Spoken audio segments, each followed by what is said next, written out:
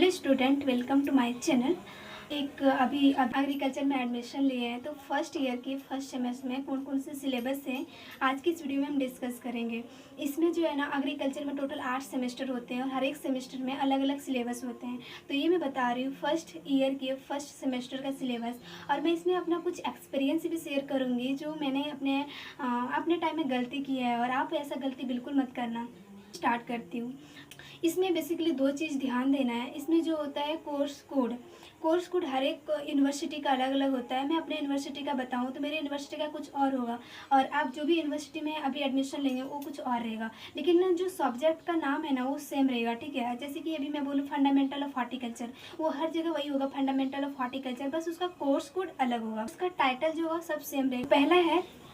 और दूसरा जो आपको जब भी पढ़ाई करना है क्रेडिट हावर पे बेसिस पे पढ़ाई कीजिएगा। मान लीजिए एक सब्जेक्ट जो है 2 क्रेडिट का है तो आपको उसमें 2 क्रेडिट के जैसा ही टाइम देना है, ज़्यादा टाइम नहीं देना है। अगर दूसरा सब्जेक्ट है 4 क्रेडिट का है तो उसमें ज़्यादा टाइम देना है। 2 क्रेडिट का था उसमें 20 मार्क्स आया तो आप 2 से मल्टीप्लाई कर, जितना क्रेडिट का होता है ना उतना से मल्टीप्लाई कर दीजिए तो कितना हो गया, 40 मार्क्स हो गया। लेकिन जो 4 क्रेडिट का है उसमें भी 20 मार्क्स आया, आप 4 से उसको मल्टीप्लाई कर दीजिए, टोटल कितना हो गया, 80 हो गया। तो उसमें ज़्यादा मार्क्स आता है, तो इसलिए आपको उसमें ज़्यादा ध्यान भी देना है, और ज़्यादा वास्ट होता है वो, इसलिए उस पर ज़्यादा ध्यान भी देना है। स्टार्ट करते हैं।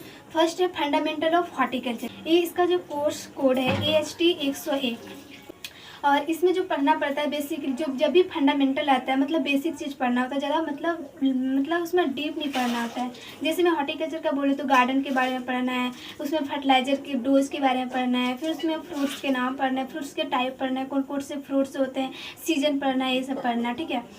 नेक्स्ट है fundamental of agronomy. Fundamental of agronomy में नाम ही है फंडामेंटल, मतलब बेसिक चीज़ पढ़ना है, मतलब कि एग्रोनॉमी क्या होता है, इसका स्कोप्स क्या है, इसका इंपॉर्टेंस क्या है, एग्रीकल्चर क्या है, एग्रीकल्चर में एग्रोनॉमी का क्या इंपॉर्टेंस है, ये सब पढ़ना है। और फिर एग्रोनॉमी में ये सब पढ़ना है, फर्टिलाइजर डोज तो पढ़ना ही है। उसके बाद कैसे इरीगेशन, मतलब कैसे इरीगेशन करते हैं, टिलेज क्या होता है, ये सब पढ़ना है। ठीक। नेक्स्ट है फंडामेंटल ऑफ सॉइल साइंस। अब मैं इसका कोड तो नहीं बताऊंगी क्योंकि हर एक यूनिवर्सिटी का अलग अलग कोड होते हैं, तो मैं कोड इस पर ध्यान नहीं दे रही हूँ। कोर्स कोड पे बेसिक चीज़ पढ़ना है, इसमें कोई डीपली नहीं पढ़ना है। ठीक है। जैसे मैं बोलूँ तो सॉइल कितने टाइप के होते हैं, सॉइल्स क्या हैं, सॉइल कितने लेयर होते हैं, यही सब पढ़ना है। जैसे fundamental of plant biotechnology and biochemistry.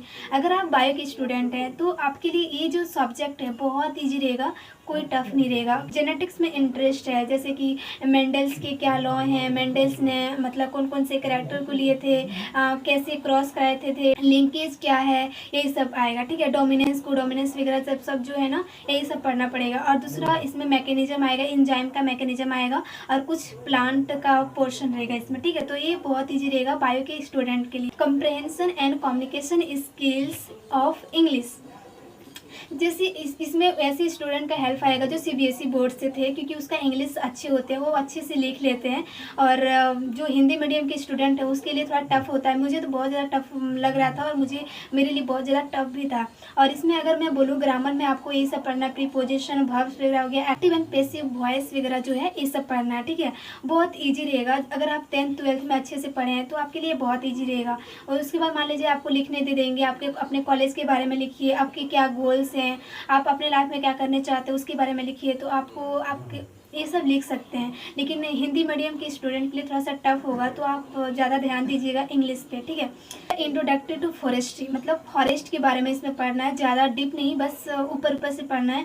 मुझे तो इसमें बिल्कुल कोई इंटरेस्ट नहीं था, बिल्कुल नहीं समझ में आता था। नेक्स्ट है एग्रीकल्चर हेरिटेज। ये सब बस 1 क्रेडिट के हैं, ज़्यादा इस पर मतलब ज़्यादा ध्यान नहीं देना है, बस पास होना है। ह्यूमन वैल्यू एंड एथिक्स, ये भी 1 क्रेडिट का है, और ये भी बहुत ईजी है, ज़्यादा टफ नहीं। नेक्स्ट है rural sociology and educational psychology. Rural area के बारे में पढ़ना है, और इसमें आएगा सारा कम्युनिकेशन स्किल्स वगैरह सब इसी में पढ़ना है।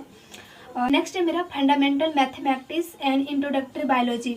यहाँ पे अगर आपका 12th में बायोलॉजी था तो आपको मैथ्स पढ़ना पड़ेगा, और अगर आपका 12th में मैथ्स था तो आपको बायोलॉजी पढ़ना पड़ेगा। और ज़्यादा डीप नहीं रहता है। अगर आप जैसे बायोलॉजी बस 11th 12th के मतलब लेवल पे रहेगा, ज़्यादा नहीं पढ़ना। मैथ्स देखें तो बस यही मैट्रिक्स वगैरह निकालना पड़ेगा, ज़्यादा टफ नहीं रहेगा। लास्ट जो है फिजिकल एजुकेशन एंड योगा, और दूसरा है NSS। अगर आपको योगा में इंटरेस्ट है तो आप योगा लीजिएगा। अगर आपको योगा से कोई इंटरेस्ट ही नहीं है तो आपको NSS लेना है। तो ये थे कुछ सिलेबस जो मैं आपके साथ डिस्कस की। अब मैं डिस्कस करना चाहती हूँ कि आपको क्या गलती नहीं करना है। हमेशा ध्यान में रखिएगा, अगर आप किसी की मतलब नज़रों में अच्छी छवि बना लिए, मतलब अच्छा, अगर किसी की नज़रों में अगर आपका छवि अच्छा आ गया तो आप कितना भी गलती करेंगे ना, आप उसकी नज़रों में हमेशा अच्छा ही रहेंगे। लेकिन अगर आप शुरुआती में ही किसी के सामने गिर गए तो आप कितना भी कोशिश कर लीजिए अच्छा बनने का, आप उनकी नज़रों में बुरा ही रहेंगे।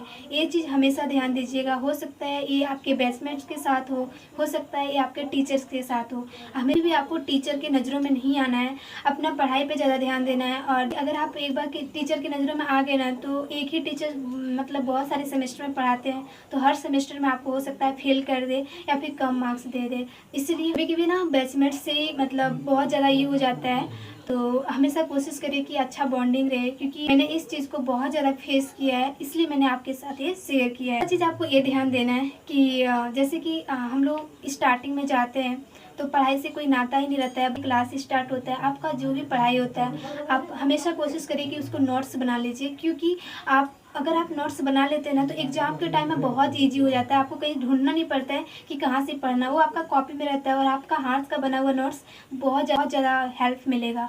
तो ये आपको हमेशा करना है। जो भी आपको पढ़ाई होगा आप हमेशा कोशिश करिए कि मतलब अपना रूम आने के बाद, अपना हॉस्टल आने के बाद उसका नोट्स बना लीजिए।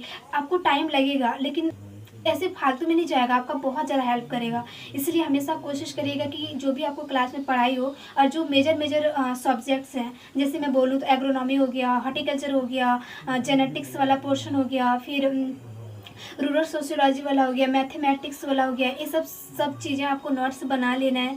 ये सब मेजर पोर्शन है जिसको आपको नोट्स बना लेना है। इंग्लिश हो गया, अगर आपका वीक है इंग्लिश तो इंग्लिश हो गया, ये सब मेजर पोर्शन है जिसको आपको नोट्स बना लेना है। अगर आप एक बार नोट्स बना लेंगे तो आपको फिर एग्जाम के टाइम में बहुत ज़्यादा हेल्प मिलेगा, आपको कहीं दूसरी जगह ढूंढना नहीं पड़ेगा कि।